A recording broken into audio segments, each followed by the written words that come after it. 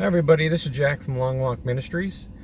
I also have another YouTube channel out there. It's called The Bible in the Badge. That's kind of what, kind of like my ministry at work is all about.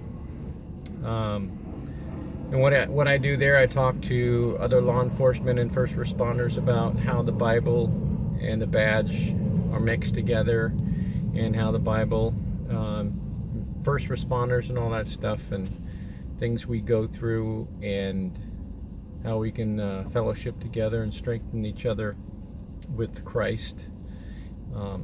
So I'm going to put this on both channels, and I urge you to please subscribe to both, because the other one's, it's not a new channel, it's just I've never really put much content on it, but I'm going to start putting more as times get more difficult.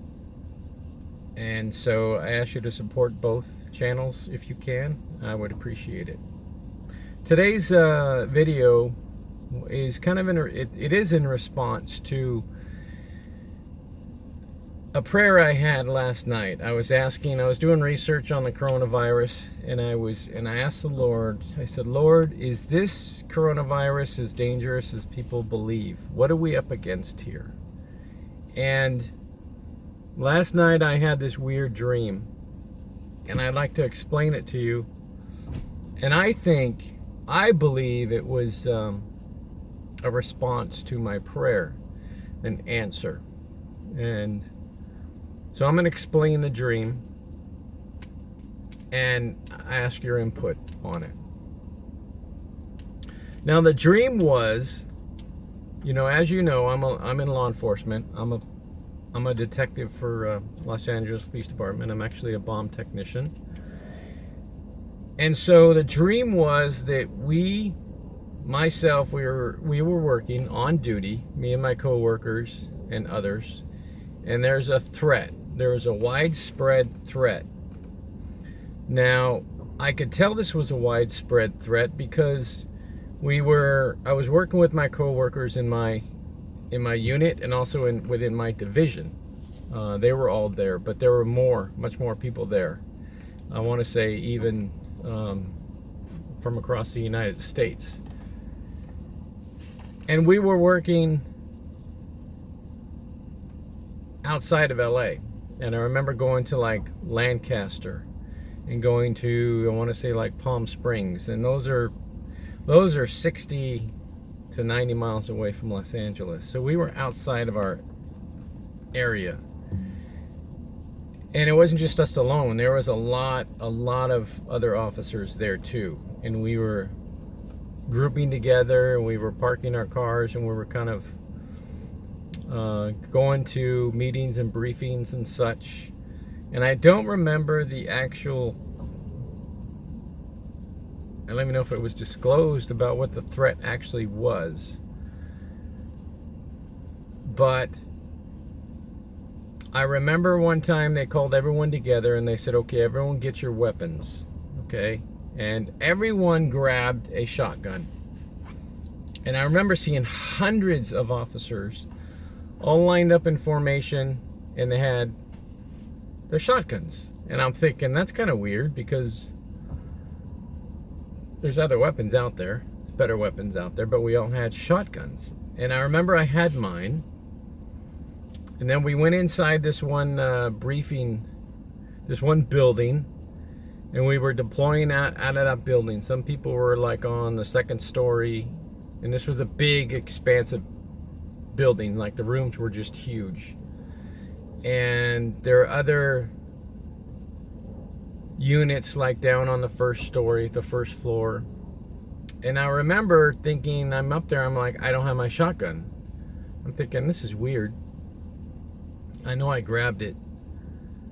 So I went back out to my car, and I grabbed my shotgun. And for some reason I went to another coworker's of mine, to his truck, and it was unlocked. And I realized when I'm at his truck, I didn't have my shotgun, so I grabbed his shotgun. So I went back up to the second floor, and I realized I didn't have any rounds. Now, I'm not that absent-minded. If I'm going to bring a gun, I'm going to bring ammo. So I'm asking around, does anyone have any more shells? And someone's like, somebody handed me some shells, and for some reason I had fired it and it jammed. I'm like, what the heck is going on? So I looked at my partner's gun, his shotgun, and it was full of junk inside. So I remember taking the gun apart and cleaning it, and it had different rounds in there from like a 45. It had plastic bags in there and trash, and I'm like, this thing's full of junk, it's ineffective. So I'm cleaning it, and I'm thinking, this is not acceptable. And I'm asking someone again, it says, anyone have any rounds? And they said they passed out rounds for us to use, some special rounds. And I'm like, okay, does anyone have any? And I could not find any. So I remember going back out to my car, and I bought some, I pulled out some, what they call slugs. Slugs are like big, huge 1 ounce lead bullets. Very effective. And I grabbed those, and I loaded the shotgun, and I go back up to the 2nd floor. And a firefight started happening. And it was against 2 suspects, and there was a man and a woman. And I remember these suspects were bad suspects. Not in a sense that they were like, it's hard to say. There was a man and a woman. The man, I believe, was bald, probably mid-40s, 50s. He was talking to the cops in a very calm, plain manner. The woman, I want to say, was a female, obviously, but older. I want to say it was maybe his mom. I don't remember her talking at all. And I remember people shooting at them, and they're getting full of bullet holes. And it was not effective. It was doing nothing at them. So they kept coming at us, and they kept, I don't want to say taunting, but they kept saying, you guys are ineffective. We're gonna overpower you, and these rounds that you have do nothing on us. And I can see bullet holes from the buckshot in their faces and in their arms and torsos and stuff, and it was doing nothing. So I remember they were kind of inside this, I want to say, tunnel or ductwork. It was round, but they were like peeking through like from around a corner. I mean, it was a dream. It was kind of weird. None of this makes sense, and I remember lining up my shot, okay, and I'm waiting. They kept poking their heads around, so I'm lining up my shot, and the first person to poke their head around was a female. So I took my shot, and it obliterated her, okay? And I remember the sergeant was like, finally someone brought the right weapon. And I'm getting ready to line up my other shot on the guy, and he's poking his head through, and he's still taunting us, kind of. Very calm manner, though. Very calm manner. He wasn't demeaning towards us, taunting, but it was taunting like, you guys are going to lose.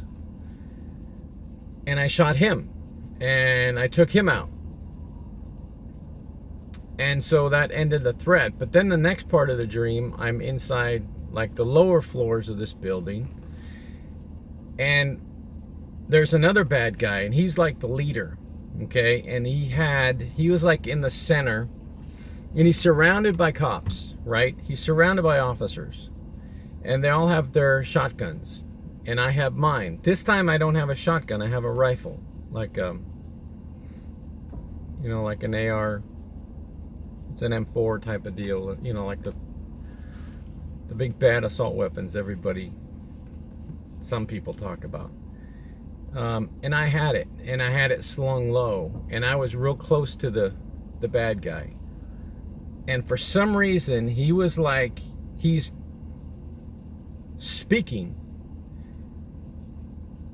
And I forgot exactly what he was saying, but he was saying like, you guys aren't going to win. You guys aren't going to, you can't stop me or us or whatever.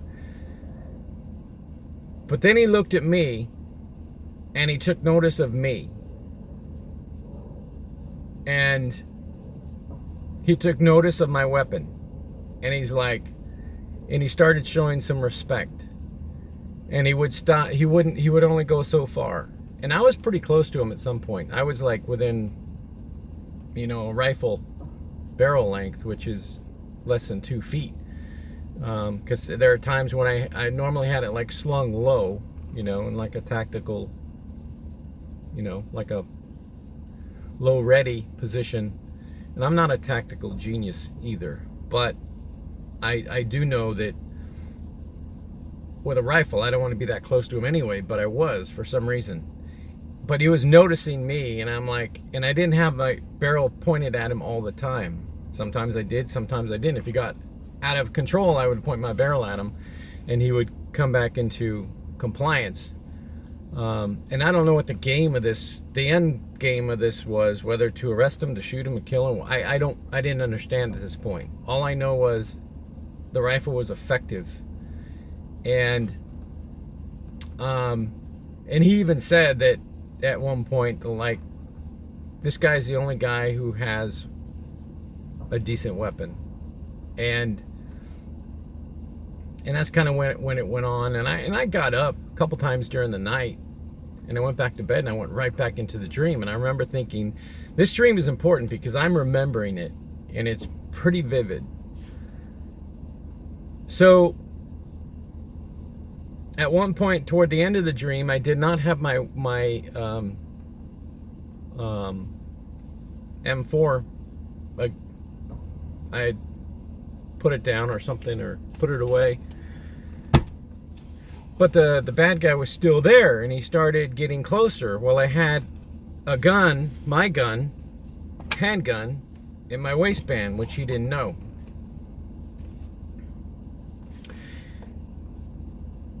And I pointed at him at his head when he started getting closer, and he backed off, and he's like, okay, I get it. And I want to show you this gun. Probably get in trouble, but I'm going to show it to you. It's special to me because of the grip. Now, take a look at the grip. If you can see it. It's an engraving of Christ on the cross. Right there.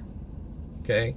Now, on the other side, that's like the first Christian symbol. Can you see it? It's a menorah. There it is. With a fish on the bottom. That's like the first. They found engravings of that on some pottery for like in the 1st century. That's like the first Christian symbol.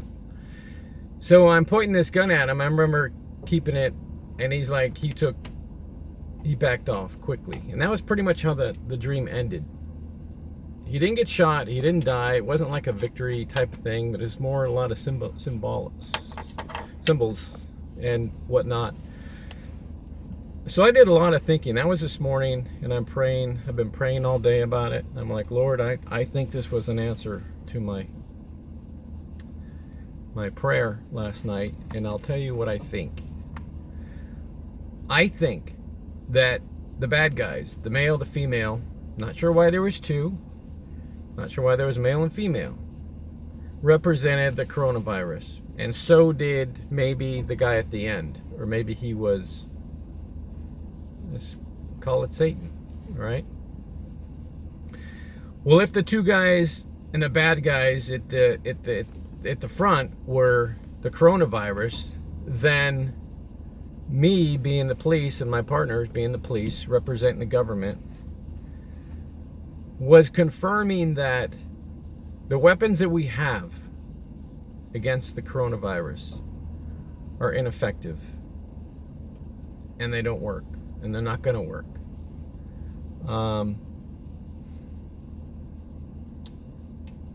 And the weapon that I had did work and was effective.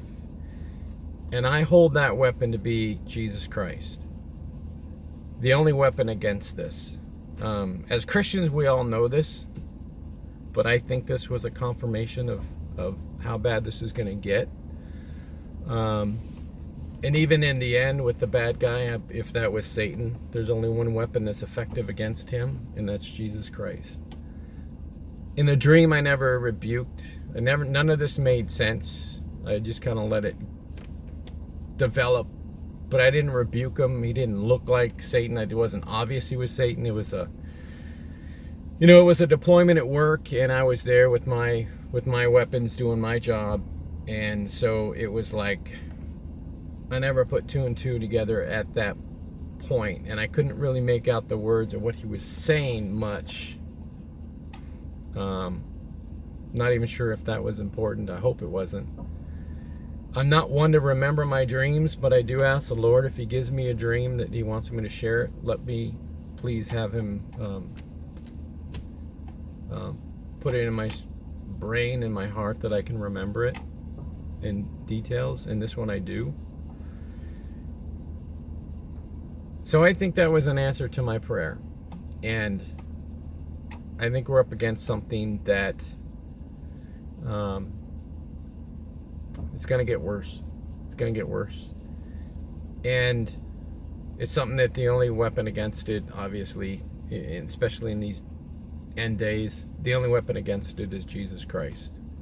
Absolutely.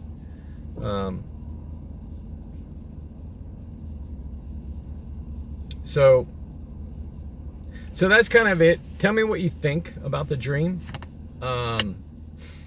If you are in law enforcement or first responders or anybody, but it's kind of applies to you. What I'm going to say is, as you respond to work and I can't imagine what it's like in China, being an ambulance driver or even a policeman or a nurse or a doctor, working on these people with limited supplies, limited time, no sleep, limited support, probably no end in sight, and probably the outcome is worse than what's being reported, which means pretty much most of the people they come in contact with are not making it. That's gonna make for a bad day, horrible day. And to be in that position, I can't imagine. But if it comes here, we're not gonna have to imagine it. It's gonna happen. So as an ambulance driver or first responder, or something that you probably never realized that this could happen, just turn to Jesus Christ, ask for his strength, his guidance, keep leaning on him, keep crying out to him, because in the end days, this is what I believe he told us it was going to be like. It's going to be horrific. There's going to be battles, and the only way to win these battles is through Jesus Christ. That's the only weapon that's going to be effective. It's your only hope, because you're going to be dealing with it at work, and if you do get time off, you're going to have to go home and deal with the same stuff on another level with family members. It's going to be hard enough, and that's it. And that's even if your family life is perfect, and it's not going to be. Lately, my family life has been tried, to say the least. I've had like 4 family members die in the past 2 years. 2 years. The only like brothers. My brother died. My sister-in-law. My wife's cousin. And my wife's another cousin. And then my personal friend, he's a chiropractor. His father just died like a day ago. So I believe God is preparing us. As they say in the end, it's you're going to be tried by fire and refined, and there's a purpose to it. There's a purpose to it. God wants you to lean on Him. He wants you to trust Him. He wants you to cry out to Him. And I do. And I pray you do too. So, 20 minutes, that's long enough. I bless you guys. I love you guys. Let me know what you think. And keep me posted on your dreams. Throw your stuff out there. Throw your, if you have another dream that's similar that can, edify the church and all that stuff, throw it on there. I bless you guys. I love you guys. And I'll talk to you later. Bye.